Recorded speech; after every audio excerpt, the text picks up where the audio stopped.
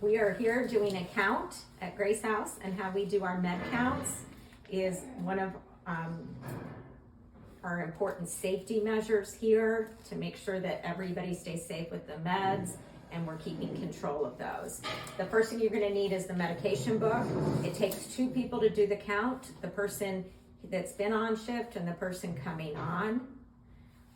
So what you're gonna do is the person coming on is going to do the actual physical counting of the meds while the other person is standing right beside them looking at it.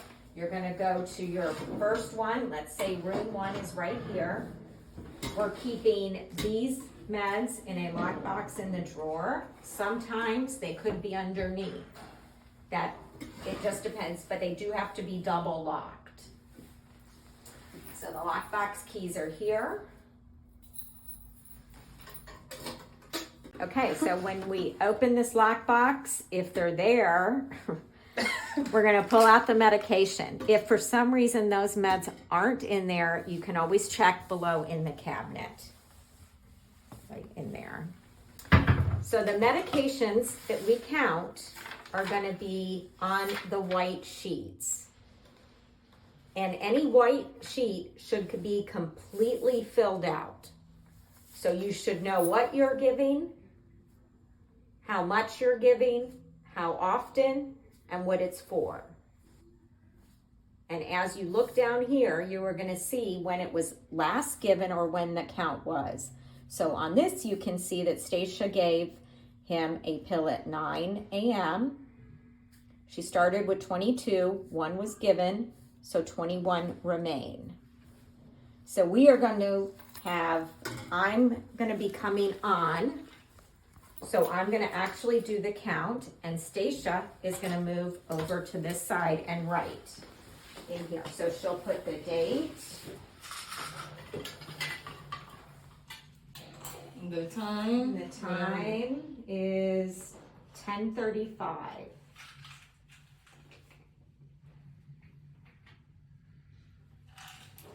I have the pills. I'm going to put the pills on here and physically count them. 2,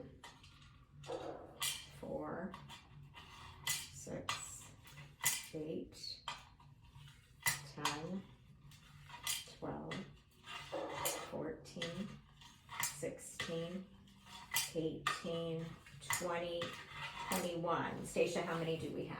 21. Very good. So that means we can complete it.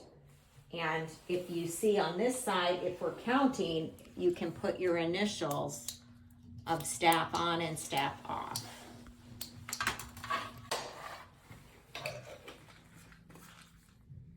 And then make sure that they are locked back in wherever they were. So for his, they were underneath in this locked cabinet. So we know that for room 1, that was correct. So 1. And then count yours. Okay. And the date and the time. Okay. So just to make it clear. So you can see that Ed has no more narcotics or controlled substances that need to be counted because it's only the white sheets. So now we can go to room 2 and we can look and see what white sheets are here. And so we know that I'm going to look and see, are they up here? No. No. I think no. So they aren't in that lockbox, so they're down here. So here are the narcotics, which I do like this. And so what we're gonna do is we're gonna pull out this and we're gonna have Stacia. Let's do this one instead of walking. What are we looking at This is first? lorazepam. The lorazepam. So I have lorazepam and it's completely filled out. Yeah.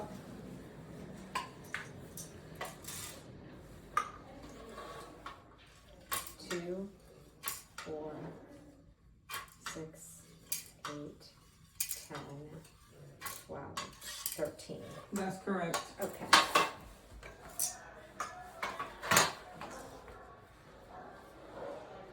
What time is it? Put 10:35 again. That's fine. 13.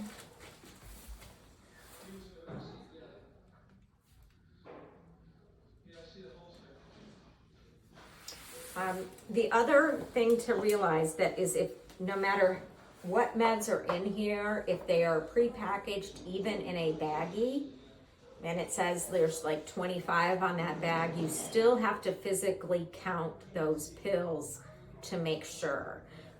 And again, that reason is to keep you safe. If you're coming on, somebody could have taken one of those pills, and if you continue to say 25, you'll never know that one is missing. So we always want to make sure if it's here, then it needs to be counted, physically counted. So we have our next one. It's going to be our morphine, and we have it up here. And so we know that we are going to count the syringes. So this is a little different.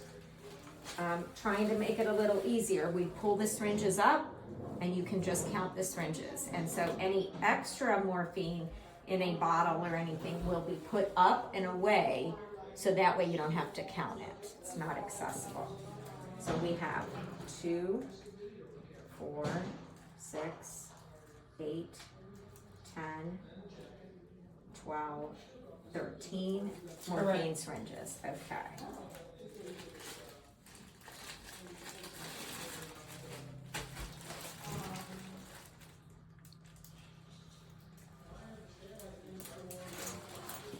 So that's correct. We can put this back in here. Room 3. She doesn't have anything to be counted. Okay, so we're gonna just double check because that's me. So this is a good one to see. She does have morphine here. We're not using it right now. And up here it says it's in a lock box and do not use until further notice. So what we're saying is we have it here in case of an emergency, but you're not gonna give it.